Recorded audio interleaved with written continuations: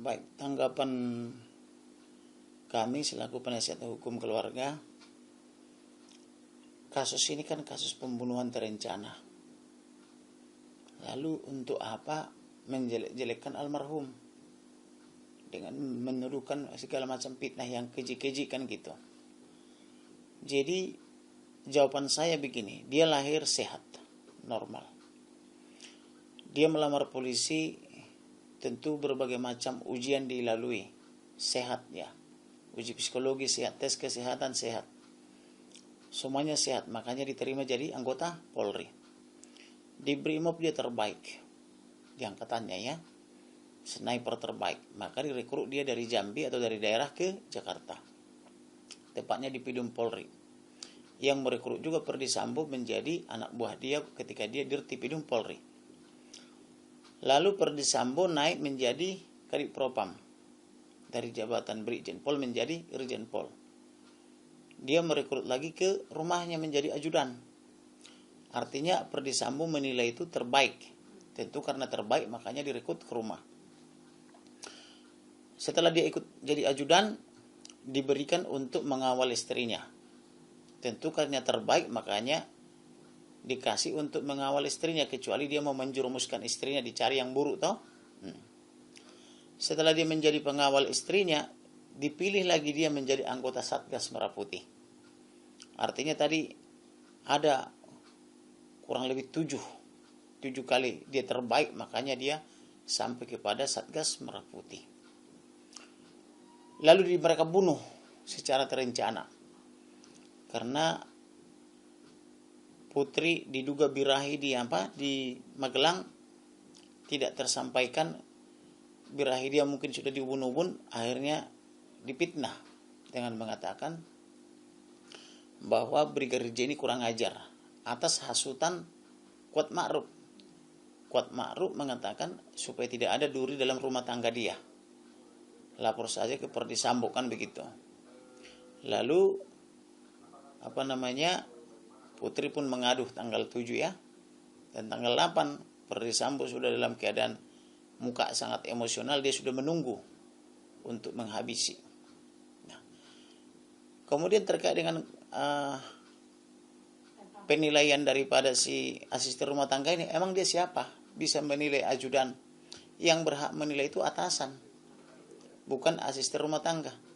Namanya asisten rumah tangga, keberadaan dia itu kalau dia juru masak seputar di dapur. Kalau asisten rumah tangga di bidang merawat taman, dia seputar di taman dan kebun-kebun. Kalau dia asisten rumah tangga bagian security, berarti dia mengawasi rumah. Adalah mengherankan jika asisten rumah tangga sampai memonitor ke klub-klub. Gitu ya. Ada nggak asisten rumah tangga yang setiap hari pergi ke naik klub atau setiap minggu ke naik klub? Itu kan menjadi pertanyaan, berarti ada yang ngajarin dia untuk ngomong begitu. Bahwa memfitnah orang mati juga ada hukumnya. Sifatnya itu delik aduan. Nah, saya memperingatkan dia, teman sumber dia, siapa tahu dia tidak mengerti hukum, segera itu fitnah-fitnah itu dicabut atau nanti saya penjarakan, saya adukan kan begitu. Karena orang ini berpikir untuk menyelamatkan Perdi Sambo dan Putri Kuat Ma'ruf maupun Ricky Rijal dengan menebar fitnah. Itu salah. Apapun fitnahnya tidak menghilangkan perbuatan pidana. Kecuali Perdi Sambo gila benaran. Putri tiba-tiba gila benaran, Kuat Ma'ruf gila benaran, kemudian Ricky Rijal gila benaran, baru tidak bisa dimintai pertanggungjawaban karena gila. Tapi kalau menebar fitnah, itu justru dinilai berbelit-belit dan menambah hukuman, tidak membuat simpati hakim. Nah, kalau dia mau bebas dari hukuman, menurut saya keliru dia kalau menebar-nebar fitnah yang tidak benar. Lebih bagus dia mulai sekarang latihan gila. Dia gila, akhirnya nanti hakim akan membuat pertanggungjawaban hukum di dalam pertimbangan maupun di dalam mengadili dalam putusannya. Oh, karena Perdi Sambo dan Putri termasuk Ricky Rijal dan Kuat Ma'ruf tiba-tiba gila, maka orang gila tidak bisa dimintai pertanggungjawaban hukum. Itu kalau mau dia bebas. Jadi ngapain menebar fitnah? Jadi kuasa hukum menilai untuk karakter building assassination. Jadi mereka melihat karena Joshua ini terlalu sempurna, maka mereka menciptakan hoax. Sekarang kita lihat yang gila siapa, atau yang kepribadian ganda sesuai tuduhan mereka siapa. Perdi Sambo itu kan penegak hukum. Tugas dia memberantas kejahatan ke hukum. Tugas dia melindungi rakyat. Tetapi yang dilakukan membunuh ajudan atau membinasakan ajudan. Itu kan kepribadian ganda. Di sisi lain dia penegak hukum, di sisi lain membinasakan anak buah. Tugas polisi itu pelindung pengaman pelayan masyarakat, memberantas judi, narkoba dan kejahatan lainnya. Tetapi dia malah bermain di area judi. Kalau orang setor ke 303, dia tidak berantas. Tapi kalau tidak setor, ditangkapi. Kan begitu. Itu kan kepribadian ganda. Jadi di satu sisi dia penegak hukum memberantas kejahatan, di sisi lain dia memelihara kejahatan. Itu kepribadian ganda. Nah, kemudian yang temperamental itu adalah Perdi Sambo. Dia baru dihasut oleh supir, Kuat Ma'ruf, dihasut oleh istrinya, tanpa bertanya langsung membunuh. Kalau dia tidak temperamental, harusnya dia bertanya, panggil semua satu persatu. Ditanyain satu persatu, lihat enggak, alami tidak, kapan, di mana, apa perbuatannya, kan gitu. Kalau yakin dia ada perbuatan pidana, maka lapor ke polisi. Karena yang berhak mengusut kejahatan adalah polisi, dilaporkan dulu melalui SPKT.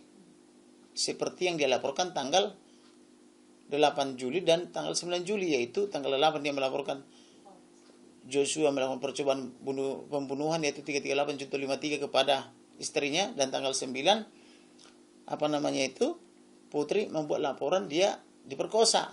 Itu sudah betul laporan, tetapi tidak terbukti. Karena kenapa? Karena Joshua itu ada di taman. Bagaimana cara Joshua memperkosa Putri ada di kamarnya? Memang seberapa panjang alat kelamin daripada Joshua sehingga dari taman dekat pos bisa nyampe ke kamar, kan gitu loh. Kan masuk akal, emang berapa meter, kan gitu. Kan masuk akal itu. Nah, jadi karena tidak terbukti dia ada di taman sedangkan Putri Chandrawati di kamar, maka dihentikan penyidikannya. Karena tuduhan pemerkosaan kan harus harus ada masuk alat kelamin pria, diharap alat kelamin wanita. Nah, bagaimana caranya jarak 20 meter kurang lebih bisa masuk, kan begitu. Itu kan mimpi. Artinya Putri Chandrawati bermimpi atau berharap-harap dia diperkosa, tapi tidak kesampaian, kan gitu loh. Maka dia gunakan dalil itu terus. Artinya tutuplah itu, sudah di-close, sudah ada kepastian hukum dari Pidum Polri. Sudah ditutup oleh Pidum Polri juga mengenai dalil pemerkosaan maupun dalil pengancaman pembunuhan.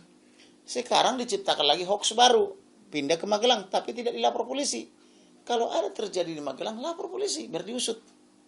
Tapi dia tidak mau melapor, dan itu sudah kita patahkan semua. Sekarang diciptakan lagi, katanya aroma parfum Joshua mirip aroma parfumnya Putri. Habis itu diganti lagi hoaxnya, Joshua dituduh mau menembak fotonya Perdi Sambo.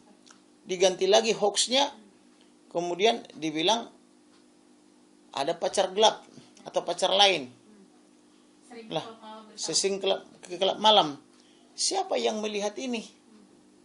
Ke kelab malam. Nah, tapi buktinya ketika almarhum menjelang sakaratul maut atau menjelang kematian itu, perempuan satu-satunya yang dihubungi adalah Vera. Setiap kali dia mengalami ancaman, hampir merenggut nyawa dia, yang dihubungi Vera. Artinya Vera lah satu-satunya yang ada di hati dan pikiran daripada Joshua. Sampai dia detik-detik terakhir mau dibunuh, wanita yang selalu diajak surhat adalah Vera. Bahkan 24, saya hitung 24 atau 23 itu miss call dia kepada Vera.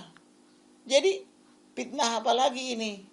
Jadi orang ini betul-betul layak dihukum mati karena tidak bertobat tapi menyebar fitnah. Tapi saya mengatakan fitnah tidak mengurangi hukuman, fitnah tidak meringankan hukuman. Justru saya mendorong hakim dan jaksa tuntut hukuman mati, jatuh hukuman mati, karena ini kasihan. Buktinya dia seret orang gitu banyak, sampai 97 orang. Itu kan kejahatan. Anggota-anggota polisi, ada yang di PTDH, ada yang di Patsus, ada yang di Emosi. Mereka itu punya anak istri loh. Masa sih belum sadar juga dia masih terus menyebar fitnah? Nah, si Damianus ini namanya juga security atau istri rumah tangga ya. Siapa tahu dia tidak mengerti hukum. Melalui channel ini saya peringatkan, segera cabut itu. Nanti kau ke penjara, kau kasihan. Ya, saya serius loh. Jangan sampai dia nanti saya penjarakan baru menyesal. Saya diajari Sambo nanti kan gitu. Tapi yang jelas kepada Sambo, kalau memang pengacaramu itu tidak membantu kamu keluar dari jerat hukum, ganti. Saya biayai. Benar, saya serius. Saya siapkan pengacara terbaik, misalnya sekelas Hotman Paris, Otto Hasibuan, dan lain-lain, Juniper Girsang misalnya, Luhut Pangaribuan, yang dokter-dokter yang hebat-hebat, saya yang biayai. Daripada dia pakai pengacara yang sekarang kerjanya menyebar hoax. Dulu ketika saya berdebat dengan Arman Hanis di awal-awal perkara ini, dia begitu yakin pemerkosaan pelecehan itu adalah di Duren 3. Sekarang dipindah ke Magelang. Apa tidak punya malu? Saya lebih salut dan lebih hormat kepada Patra Mjen. Walaupun dia begitu gila melawan saya sampai dibilang saya ahli nujum, ahli sihir, entah ahli apa lagi itu dibilang. Tapi begitu dia sadar di prank, diwawancara juga oleh Rossi dari Kompas TV, dia langsung tutup mulut. Wah, ini di prank, ditipu, kan begitu. Itulah yang gentleman. Ketika membela dia fight betul-betul, tapi ketika dia sadar ditipu oleh kliennya, tutup mulut, mundur. Saya mau ngajak makan malam atau mengajak makan siang itu Patra Mjen itu ya. Itulah pengacara sejati. Jadi jangan mau ditipu oleh klien. Nah, kalau ini sebentar di Duren 3, nggak terbukti Duren 3, pindah ke Duren lain kan gitu, atau ke Magelang kan gitu. Ini pengacara kok. Atau bukan sih, pengacara itu kan officium nobile. Profesi terhormat gitu loh. Tapi Bang Kamarudin, apa sih yang sebenarnya ingin dibuktikan lewat pertanyaan-pertanyaan soal karakter, kebiasaan? Tidak ada. Mau apapun karakter Joshua, tidak boleh membunuh di luar perintah undang-undang. Membunuh yang dilegalkan itu adalah pakai algojo, karena sudah ada hukuman mati, diponis oleh hakim, sudah inkrah van kewis, maka diperintahkanlah 10 untuk membunuh. Itu pun kita tidak tahu yang mana yang mengandung peluru senjatanya, supaya mereka juga terselamatkan dari beban psikologis. Dia tidak yakin bahwa dia yang membunuh. Yang jelas dia disasarkan tembak, tapi dari 10 senjata ini hanya 1 yang berisi peluru kan gitu. Itu yang dilegalkan. Ada putusan pengadilan. Loh, ini mau dibilang itu apa kek, seperti apa Joshua, emang layak dibunuh? Gitu loh. Tidak layak. Tidak ada hak dia, tidak ada wewenang. Jadi itu makanya saya bilang, pria kalau menjilatin bibirnya atau menggigit bibir itu bahaya. Karena perilakunya itu separuh wanita, separuh pria. Kalau suka menggigit bibir gitu loh, bahaya loh. Tapi karakter korban ini apakah akan mempengaruhi hakim? Enggak ada. Ya? Yang jelas kan pembunuhan kan dibagi 3 fase. Fase pra pembunuhan, Ya. fase pada saat pembunuhan, fase pasca pembunuhan. Semua sudah sempurna terbukti kok. Pra pembunuhan ada perbuatan di Magelang. Putri diduga birahi, menggoda Joshua, pengen dimanja-manja, pengen dibopong. Tapi ketika datang Barada Richard Eliezer mau ikut membopong, dia tidak mau, dia maunya dibopong oleh Joshua, kan begitu. Joshua kan karena dia hormat, patuh kepada ajaran orang tua, dia tidak mau membopong sendirian. Maka dia ajak temannya Richard, ayo kita angkat ke atas kalau memang dia sakit kan gitu. Tapi karena dia tidak menyukai Barada Richard Eliezer, nggak jadi, bisa jalan sendiri. Nah, nyata di pengadilan dia sehat terus. Dia minta dibopong itu tanggal 4, tanggal 5 dia jalan-jalan ke mall, berarti sehat. Jadi Putri ini seperti lagu pengen jadi manja, yang gitu, yang ada lagu-lagu itu loh. Jadi dia itu pengen dimanja-manja gitu loh. Dan itulah makanya Ferdy Sambo menaruh pria-pria kuat, udah gagah perkasa mengelilingi Putri. Apa maksud Ferdy Sambo membuat istrinya dikepung oleh pria-pria tangguh dan perkasa dan masih muda-muda dan kekar-kekar gitu loh. Ini otaknya si Ferdy Sambo harus diperiksa. Dan apa maksud dia istrinya ditinggal di Saguling, dia pergi ke Jalan Bangka dengan Daden? Hubungan apa Daden dengan Ferdy Sambo sehingga ini berduaan terus? Ini harus diperiksa loh. Ini yang perlu diperiksa. Jangan membuat fitnah, berkelahi atau berantam mulut. Ferdy Sambo di Magelang ketika merayakan ulang tahun ke-22, dia langsung pergi dengan Daden. meninggalkan istrinya. Dan Daden ini adalah orang yang dianggap skuad lama yang diduga menghasut sejak tanggal 19 Juni, 21 Juni sampai dengan 7 Juli itu. Dialah yang mempengaruhi otak Perdi Sambo. Ini harus diperiksa loh. Dan Daden ini bersama Romer adalah orang yang menjaga rumah ketika pembunuhan itu. Menjaga di luar. Ketika Reja datang, dia menggeledah Reja, menghalangi Reja masuk ke rumah itu, dan mengarahkan pergi ke Propos. Sehingga dia 4 jam menunggu di Propos itu, tidak ada karo Propos datang. Dari jam 6 sampai jam 10 malam.